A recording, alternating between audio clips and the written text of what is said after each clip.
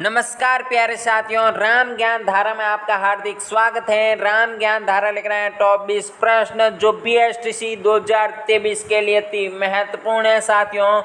तो साथियों, जो भी विद्यार्थी बीएसटीसी 2023 की तैयारी कर रहे हैं साथियों, उन सभी विद्यार्थियों के लिए यह क्लास बहुत ही महत्वपूर्ण रहने वाली है। तो साथियों, इस क्लास में हम 20 प्रश्नों का अभ्यास करेंगे। तो साथियों, इस क्लास को पूरा देखना है साथियों। तो दोस्तों, अगर आप इन 20 प्रश्नों में से 15 प्रश्न भी सही कर लेते हो तो साथियों समझो आपकी बहुत ही शानदार तैयारी है साथियों।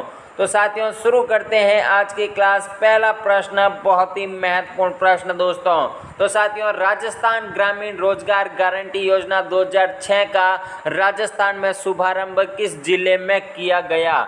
जी हाँ दोस्तों, बहुत ही महत्वपूर्ण प्रश्न दोस्तों। पहला ऑप्शन उदयपुर में, दूसरा है बांसवाड़ा में, तीसरा ऑप्शन है डूंगरपुर में, चौथा ऑप्शन है करौली में। जी हाँ दोस्तों, बिल्कुल सही जवाब आपका पहला ऑप्शन राइट साथियों, उदयपुर में। जी हाँ दोस्तों।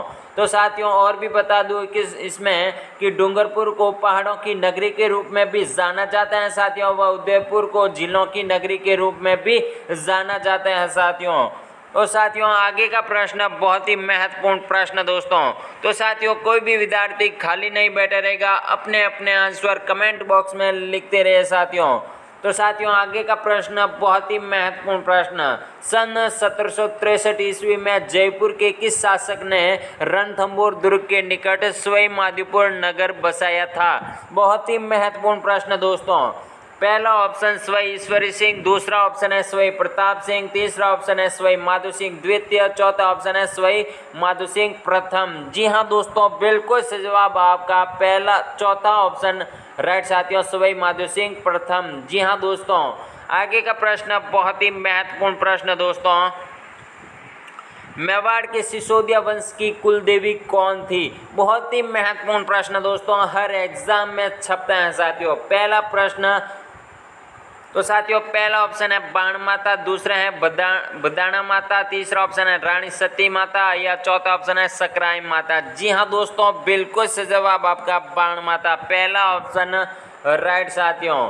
तो साथियों, बाण माता मेवाड़ के सिसोदिया वंश की कुल देवी थी साथियों। आगे का प्रश्न बहुत ही महत्वपूर्ण प्रश्न दोस्तों। तो साथियों, भेंट के दंगल मुख्यतः कहाँ आयोजित होते हैं? बहुत ही महत्वपूर्ण प्रश्न दोस्तों। पहला ऑप्शन है धौलपुर, दूसरा ऑप्शन है करौली, तीसरा है लक्ष्मणगढ़, चौथा ऑप्शन है अलवर। जी हाँ दोस्तों, बिल्कुल सही जवाब आपका धौलपुर, पहला ऑप्शन राइट साथियों। धौलपुर में भेंट के दंगल मुख्यतः आयोजित होते हैं साथियों। आगे का प्रश्न बहुत ही महत्वपूर्ण प्रश्न दोस्तों। तो साथियों, राजस्थान का महिला साक्षरता की दृष्टि से भारत में कौन सा स्थान है? बहुत ही महत्वपूर्ण प्रश्न दोस्तों। 17वां या 19वां या 21वां या 28वां? जी हाँ दोस्तों, बिल्कुल सही जवाब आपका 28वां। जी हाँ दोस्तों, चौथा ऑप्शन राइट साथियों। तो साथियों, राजस्थान का महिला साक्षरता की दृष्टि से भारत में 28वां स्थान है साथियों। आगे का प्रश्न बहुत ही महत्वपूर्ण प्रश्न दोस्तों। तो साथियों, समदड़ी बाड़मेर में किस लोक संत का प्रमुख पूजा स्थल है? बहुत ही महत्वपूर्ण प्रश्न दोस्तों, हर एग्जाम में पूछा जाता है साथियों। पहला ऑप्शन रजब जी, दूसरा है मल्लीनाथ जी, तीसरा ऑप्शन है जयमलदास जी, चौथा ऑप्शन है संत पीपा जी। जी हाँ दोस्तों, बिल्कुल सही जवाब आपका चौथा ऑप्शन राइट साथियों, संत पीपा जी। जी हाँ दोस्तों। आगे का प्रश्न बहुत ही महत्वपूर्ण प्रश्न। मूल राज प्रशस्ति की रचना किसने की? बहुत ही महत्वपूर्ण प्रश्न दोस्तों। पहला ऑप्शन शंभुराय मुनि, दूसरा है महारावल मूलराज, तीसरा ऑप्शन है दीवान सालिम सिंह, चौथा ऑप्शन है इनमें से कोई नहीं। जी हाँ दोस्तों, बिल्कुल सही जवाब आपका पहला ऑप्शन राइट साथियों, शंभुराय मुनि। जी हाँ दोस्तों। तो साथियों, शंभुराय मुनि मूल राज प्रशस्ति की रचना के प्रसिद्ध कवि हैं साथियों। आगे का प्रश्न बहुत ही महत्वपूर्ण प्रश्न दोस्तों। तो किस तीर्थ स्थल को आदिवासियों का हरिद्वार भी कहा जाता है साथियों? बहुत ही महत्वपूर्ण प्रश्न दोस्तों, घूम फिर कर हर एग्जाम में पूछा जाने वाला प्रश्न है साथियों। पहला ऑप्शन पुष्कर राज, दूसरा ऑप्शन है त्रिवेणी या चौथा तीसरा ऑप्शन है बेणेश्वर, चौथा ऑप्शन है मातृकुंडिया। जी हाँ दोस्तों, बिल्कुल सही जवाब आपका मातृकुंडिया। जी हाँ दोस्तों, चौथा ऑप्शन राइट साथियों। तो साथियों, मातृकुंडिया को आदिवासियों का हरिद्वार भी कहा जाता है साथियों। आगे का प्रश्न बहुत ही महत्वपूर्ण प्रश्न दोस्तों। तो साथियों, 1939 में शेखावटी जकात आंदोलन के नेतृत्व करता थे। तो बहुत ही महत्वपूर्ण प्रश्न दोस्तों। पहला ऑप्शन है ज्वाला प्रसाद, दूसरा है पंडित नरोत्तम लाल जोशी, तीसरा ऑप्शन है ताड़केश्वर शर्मा, चौथा ऑप्शन है रामकरण जोशी। जी हाँ दोस्तों, बिल्कुल सही जवाब आपका पंडित नरोत्तम लाल जोशी। जी हाँ दोस्तों, दूसरा ऑप्शन राइट साथियों। तो साथियों, आगे का प्रश्न बहुत ही महत्वपूर्ण प्रश्न दोस्तों। राजस्थान में UNEPA परियोजना का उद्देश्य किससे संबंधित है साथियों? बहुत ही महत्वपूर्ण प्रश्न दोस्तों। पहला ऑप्शन महिला स्वास्थ्य तथा परिवार नियोजन से, या दूसरा ऑप्शन बंजर क्षेत्र में खेती से, या तीसरा ऑप्शन प्रौढ़ शिक्षा से, या चौथा ऑप्शन जनजातियों के उत्थान से। जी हाँ दोस्तों, बिल्कुल सही जवाब आपका महिला स्वास्थ्य से। जी हाँ दोस्तों, महिला स्वास्थ्य तथा परिवार नियोजन से, पहला ऑप्शन राइट साथियों। आगे का प्रश्न बहुत ही महत्वपूर्ण प्रश्न BSTC 2023 के लिए साथियों। तो साथियों, राजपूताना हरिजन सेवा संघ की स्थापना किसने की? बहुत ही महत्वपूर्ण प्रश्न दोस्तों। पहला ऑप्शन राम नारायण चौधरी, दूसरा है गौरीशंकर उपाध्याय, तीसरा ऑप्शन है माणिक्यलाल वर्मा, चौथा ऑप्शन है शिवलाल कोठड़िया। जी हाँ दोस्तों, बिल्कुल सही जवाब आपका 100% सही जवाब दोस्तों, राम नारायण चौधरी। जी हाँ दोस्तों, पहला ऑप्शन राइट साथियों। तो साथियों, आगे का प्रश्न बहुत ही महत्वपूर्ण प्रश्न BSTC 2023 के लिए।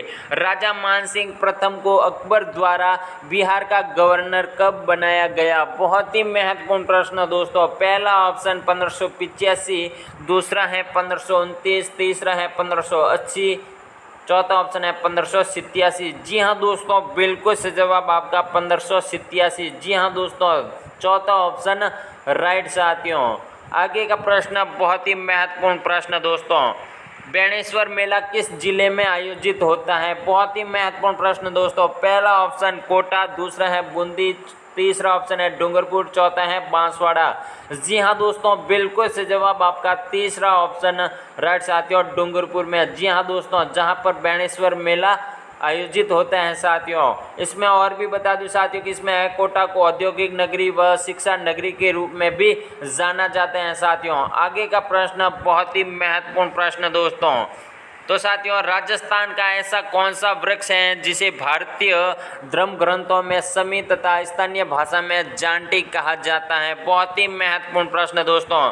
पहला ऑप्शन है बबूल, दूसरा है खेजड़ी, तीसरा ऑप्शन है जरबेरी, चौथा ऑप्शन है कैर। जी हाँ दोस्तों, बिल्कुल सही जवाब आपका खेजड़ी, दूसरा ऑप्शन राइट साथियों। तो साथियों, आगे का प्रश्न बहुत ही महत्वपूर्ण प्रश्न दोस्तों। तो साथियों, राजस्थान की किस महिला क्रांतिकारी नेता को वर्ष 1956 में पद्म विभूषण से सम्मानित किया गया? बहुत ही महत्वपूर्ण प्रश्न दोस्तों।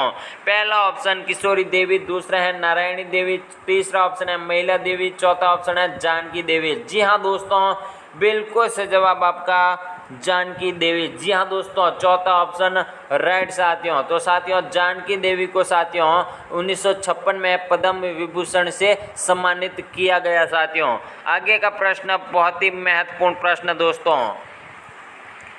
तो साथियों, 25 शिलाओं पर उत्कीर्ण संसार की सबसे बड़ी प्रशस्ति राजस्थान की किस झील के किनारे स्थित है साथियों? बहुत ही महत्वपूर्ण प्रश्न दोस्तों।